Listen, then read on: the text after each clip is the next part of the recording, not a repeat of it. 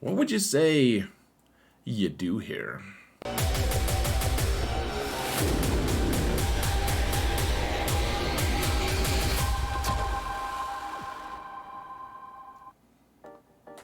Hello everyone, and welcome to another episode of Xaereth Prevails. The 5v5 season is upon us, and Datacron Set 6 is going to make things pretty complicated. And I've posted the 5v5 offensive teams video concurrently with this, and it should be, you guys can watch both back to back if you want.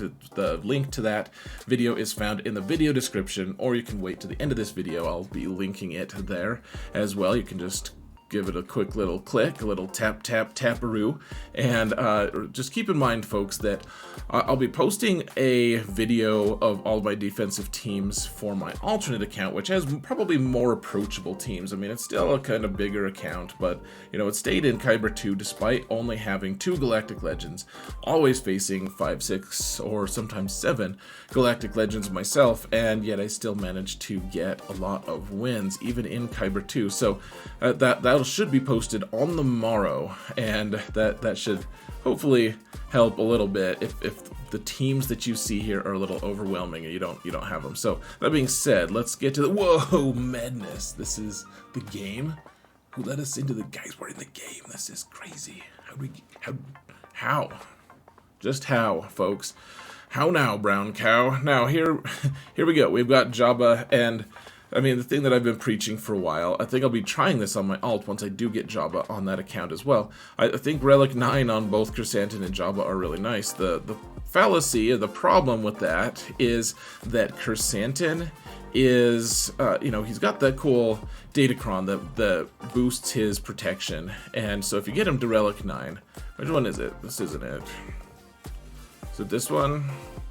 Yeah, so the minus potency is really nice, actually, against a lot of, like, I guess the Grand Inquisitor teams that you're going to be facing. They'll be coming out of the woodwork. But then he also gains 40% max protection. You have to kill him twice. The problem is there's going to be at least some Datacrons out there, people using Jedi Master Kenobi, where Kat is a scoundrel and she's just going to kill him right away. She's going to axe him. She's going to axe him the question, and he's just going to die and not revive from Jabba. So, that being said, I really like having a lot of relics on this team. The reason I'm pausing on Scando and Gammo Guard, putting Relic 8 on them, is I'm not sure what the final team is going to be. For a while, this was the best team.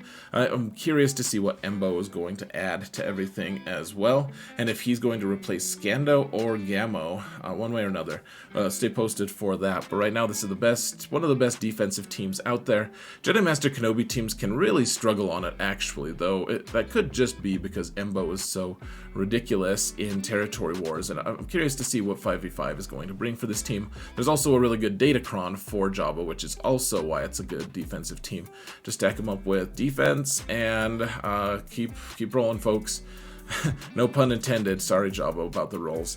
Now, if you saw my offensive teams video, I kind of put Supreme Leader Kylo with Night Sisters on a lot of different levels. So if you do that, if you're willing to do that, if you don't need him and the primary, like the really good premium, I should say, First Order squad, then you can have this weird Phasma squad with, I mean, she's got an Omicron, but that's for Territory Wars. We've got the First Order TIE Pilot Omicron, though, and then Hux and crew make it like a good defensive team. The reason like in 5v5, that if you don't have crew, then Wampa's probably just going to eat this team, most likely, but I mean, at least in 3s, that's how it works. In 5s, with crew, it's just going to make it so that it's Wampa proof, and you know, it's going to make the team a lot tougher to kill. You get a near perfect endless loop between the Phasma Datacron and Kylo's AoE that you can do, and you stop people from getting turn meter.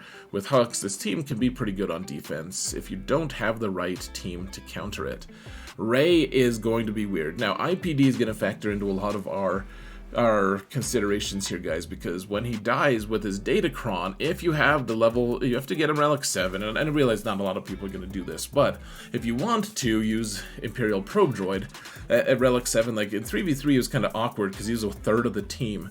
It didn't really work that well. In 5s, I think he's going to have a lot more placement, and so you can put the Probe Droid here with the rest of the team, with this Rey team. And so what happens when he dies, then immediately all the rest of his, he revives everyone else on his team, unless he's the last one to die, in which case nothing happens. But he revives everyone, and he also gives them 100% extra offense. Now, Rey with 100% extra offense is terrifying, just really scary. She'll kill the hell out of all the things if that happens. And so this team, I would actually be pretty curious to see how it would do on offense as well, in fact. But you can do this. If you don't want to do that, then you can also get a cool Datacron with scoundrel stuff to be able to, cause ability block or do whatever other scoundrel things you want to do with it.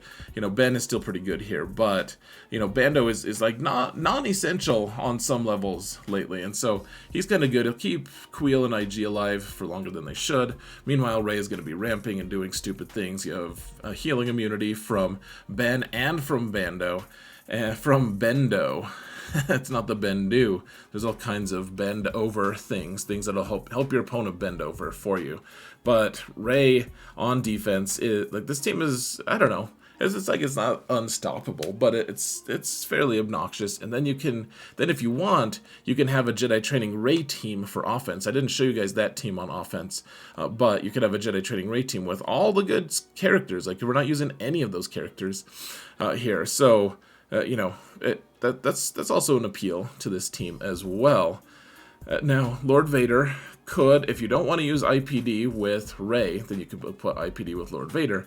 And remember, if you want this team to, I mean, it's just like, you don't want it to get deleted by troopers, right? Like, that's the wish. If it gets deleted by some Galactic Legend or some, a hard-fought team that you steal some banners with, whatever, even if they get perfect banners, but it's a Galactic Legend, it's like, well, okay, you made them pay the price, right? Like, the price of entry.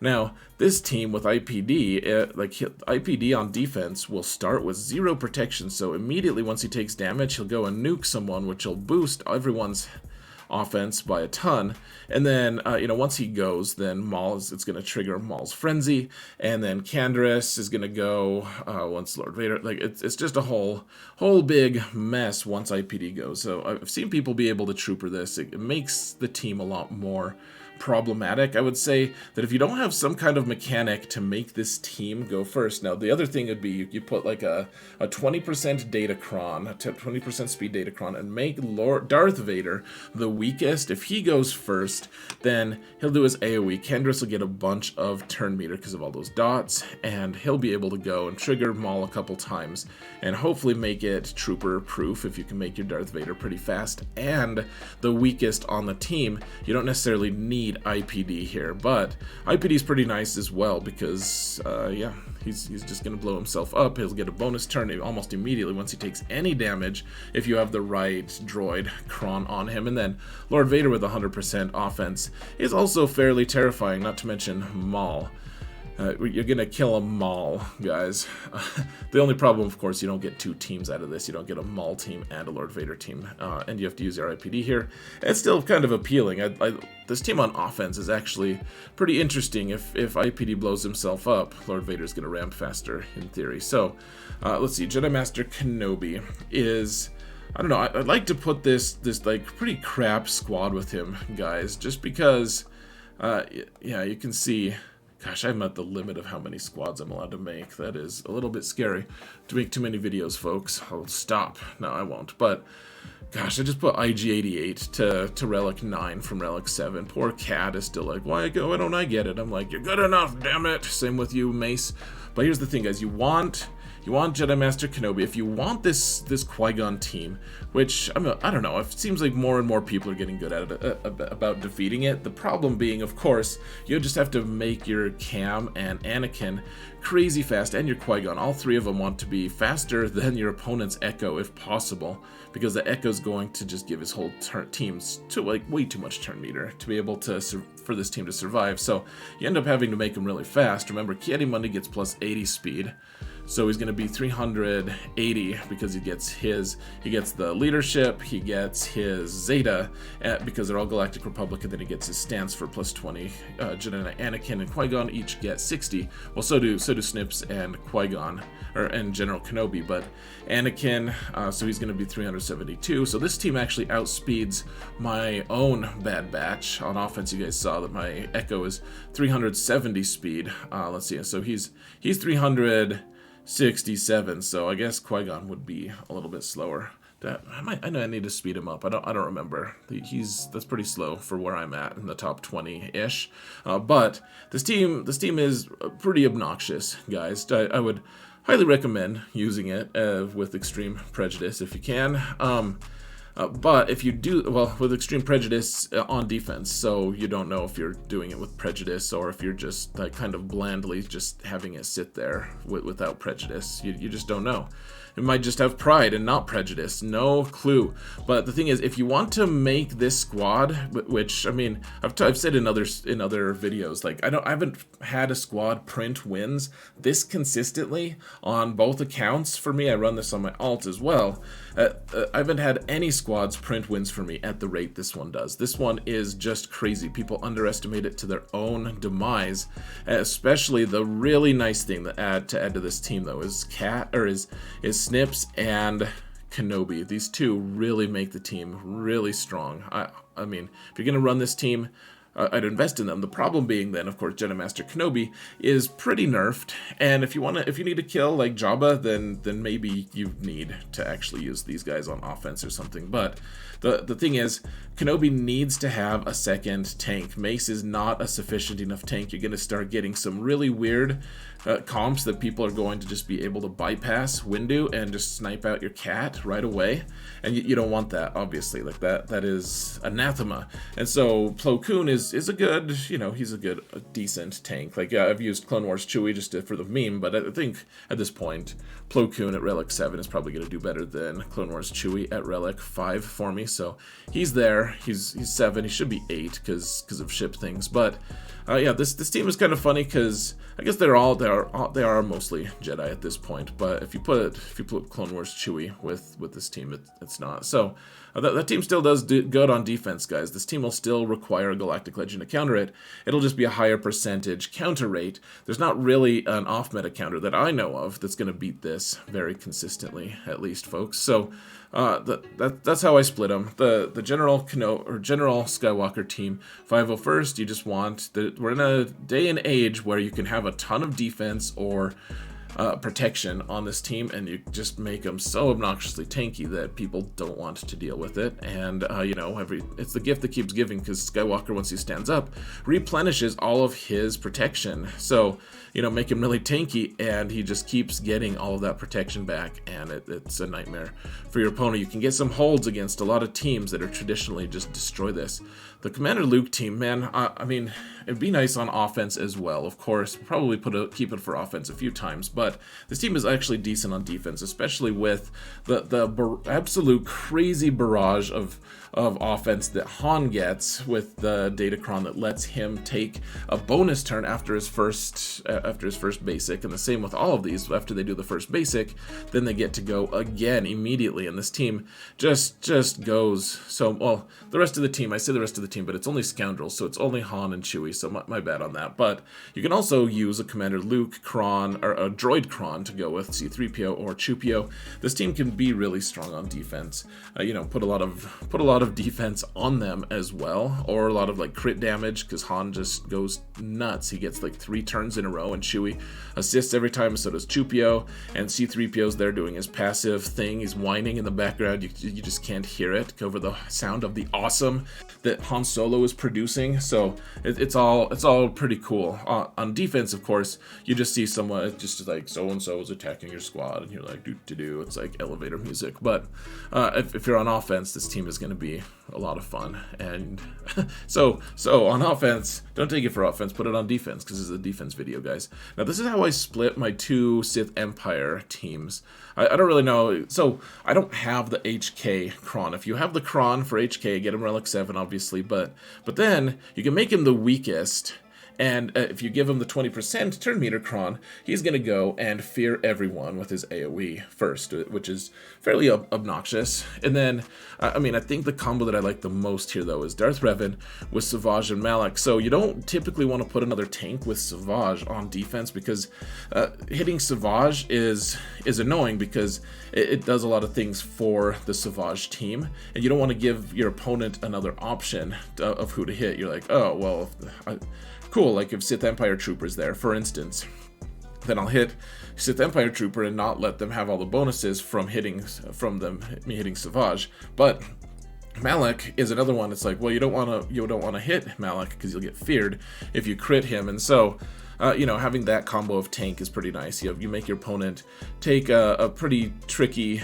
decision-making process. Sith Marauders just boosted like crazy because of Darth Revan and all the frenzy stuff, or whatever it's called. It's not frenzy, but whatever the buff that Darth Revan gives out, or the debuff. What's it called? I don't know. It's probably ferocity. There we go. I knew it started with an F and ends with a Y, and isn't a swear word. So Malgus, meanwhile, I'm not totally sold on this, guys. Like, maybe Marauders should be here instead of Sith Empire Trooper. I don't know. Like, the thing that you really want to look out for, you don't want Hondo teams to come and destroy this squad without at least losing a lot of banners, and you don't want like a Jedi Luke lead team to come in and destroy this team. And so, you probably want your Sith Assassin way faster than mine is. Mine is just really, really slow right now, like not even 300 speed. Gosh, what an obnoxiously slow person that is. But keep in mind that Malgus is going to be boosting that Sith Assassin speed by a lot, and so is Darth Talon by 20. And so this team, you've got a lot of different interesting variables here. It's not going to do a ton of damage, but it's going to be death by 100 paper cuts. They're going to move really quick, and they're going to be causing ability block, and they're going to be doing a lot of annoying things. So Darth Malgus can have the revive cron for the tanks, or he can have the 20% cron, and then you can make like Sith Assassin go first or something, and give the whole team a bunch of turn meter, and make the whole team kind of obnoxious. So pretty good. The Sortie Squad, we don't have IG-88 here because he's probably going to be with with Afra, frankly. But this team does pretty well on defense. I think just loaded with a lot of health and defense, guys. People are gonna try using Wampa, and Wampa will kill the ads, but time out on Sortie a lot of times. I know that not a lot of people have Sortie, but I mean, highly recommended. My alt just finished farming Sortie on the slow, just like 5 attempts every day. Finally just got her finished farming, and now I don't have the Chirotech to boost her, because who has that? But ain't nobody got Chirotech for that. But Droideka doesn't hurt the team nearly as much as you might think. I mean, Separatist droids, she has a few prohibitions against them, but Droideka can work. Keep in mind, if you have the Droideka Datacron, which I don't, you put them to Relic 7, you can do some interesting stuff there, but put a good droid cron on there. And the other thing is, guys, if you put a droid cron that does ability block on basic, then Wampa will just time out because he can't ramp up. He's not going to be immune to the ability block no matter how much tenacity he puts on. And so he's just going to sit there and time out because he can't ramp up to kill these guys. Maybe he can kill a couple of the ads, who knows, but he's not ramping at all. He's not gaining bonus protection. It's a fairly good squad with the droid Datacron, folks. And then finally we have this Sana team on defense, and I don't know if this is the exact perfect team for this squad, but we do have Hondo here, and Sana does